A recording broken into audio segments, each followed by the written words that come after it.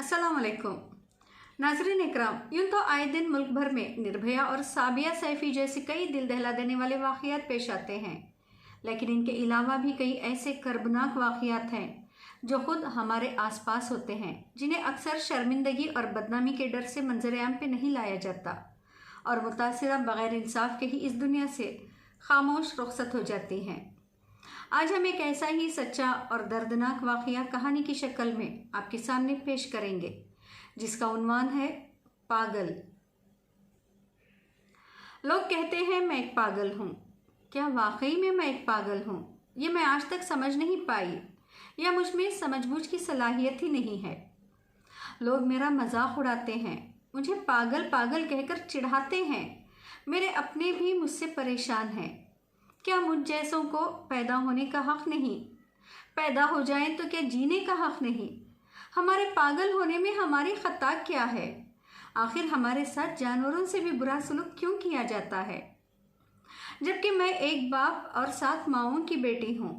मेरे बाप को बेसहारा को सहारा देने का बड़ा शौक़ था, तो इन्होंने एक के बाद एक पूरे 7 निकाह किए, जिनमें मुझे जन्म देने वाली माँ सबसे छोटी बीवी थी। वो भी बदनसीब थी। पहले शौहर के छोड़ने के बाद मेरे 6 बीवियों वाले बाप ने उनसे निकाह करके उन्हें सहारा दिया। मेरी माँ ने कुल 5 बच्चे जने, जिनमें 2 भाई और 2 बहनें और एक मैं बदनसीब पागल हूँ। बाकी 6 बड़ी माँओं से कई दर्जन बच्चे हैं, लेकिन कितने हैं मैं आज तक गिन ना पाई, ना ही कभी मुझे इनके नाम याद हुए। वैसे मुझे मेरा नाम भी सही तरीके से याद नहीं है। लोगों ने पागल पागल कहकर मेरे दिलो दिमाग पे लफ्ज़ पागल ऐसे गोंद दिया है कि मैं ख़ुद का नाम कब का भूल चुकी हूँ और मेरी पहचान महज पागलपन के रह गई है। खैर, मेरा बचपन एक ही घर में 7 माँओं और कई भाई बहनों के साथ गुजरा। फिर देखते ही देखते वक्त का पहिया बड़ी तेज़ी से घूमने लगा। मेरी माएँ बूढ़ी और उनकी औलादें जवान होने लगीं। घर में एक के बाद एक कई शादियां भी होती रहीं। मैंने वो मंजर भी देखा है जब मेरा घर शहनाइयों से गूंज रहा था। चारों तरफ खुशियां ही खुशियां थी। सारे घर को फूलों से सजाया गया, ढेर सारी मिठाइयां बनी और जिधर देखो मेहमानों का शोर गुल था, जिसके बीच मेरी बहन सुर्ख जोड़े में सजी खूबसूरत दुल्हन बनी। माथे पे टीका सजाए, आंखों में शर्म हया का कजरा, होंठों पे लाली और चूड़ी कंगन पायल पहनी परियों जैसी लग रही थी। मेरी भी बहुत ख्वाहिश थी कि मैं भी दुल्हन बनूं, सजूं धजूं, औरतें मेरा भी श्रृंगार करें, मेरा भी दूल्हा आए, लेकिन मैं तो पागल थी। मेरे नसीब में ये सारी खुशियां कहाँ? इन्हीं कभी ना पूरे होने वाले अरमानों के साथ मेरी भी उम्र बढ़ती रही। घर पे नई भाभियों का बसेरा हुआ और सारी बहनें ब्याह कर अपने अपने ससुराल चली गईं। अब ना वो बचपन रहा, ना ही बचपन की खुशियाँ। अब जो भी था बस जिम्मेदारियों का बोझ। फिर जायदाद का बंटवारा। 7 बीवियों के बूढ़े शौहर यानी मेरे बाप ने अपनी जायदाद सारे बच्चों में तकसीम कर दी और कुछ वक्त में वो इस दुनिया से रुखसत हो गए। अब भाई बहनों के लिए मैं जी का जंजाल बन चुकी थी। कोई मुझे आसपास रखने को तैयार ना था।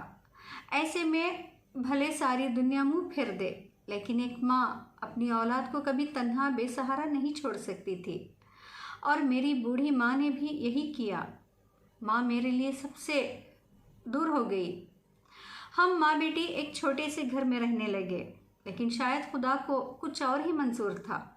एक दिन मेरी माँ भी तमाम परेशानियों से आज़ाद होकर मुझसे बहुत दूर चली गई। इस दुनिया में मुझे तन्हा छोड़ गई।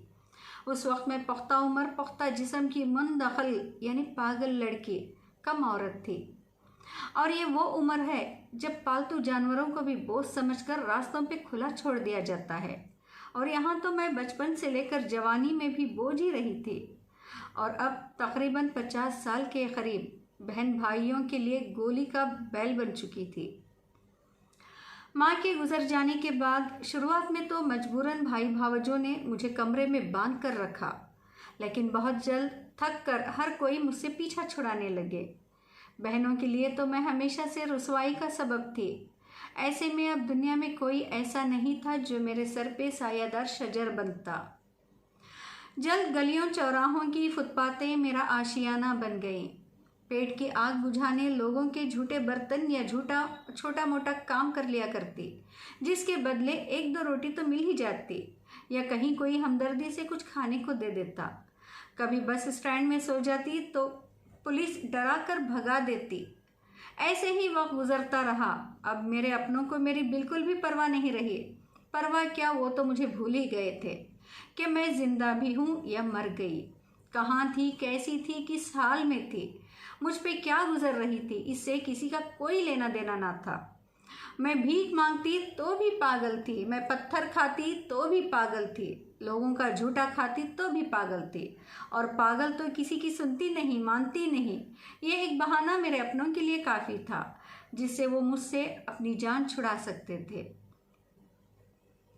खैर, मेरी इस बेसुध सी ज़िंदगी में एक रात मुझ पे क़यामत बन के टूटी, जब मैं एक स्कूल के आगे बने बस स्टॉप की बेंच पे सोई हुई थी।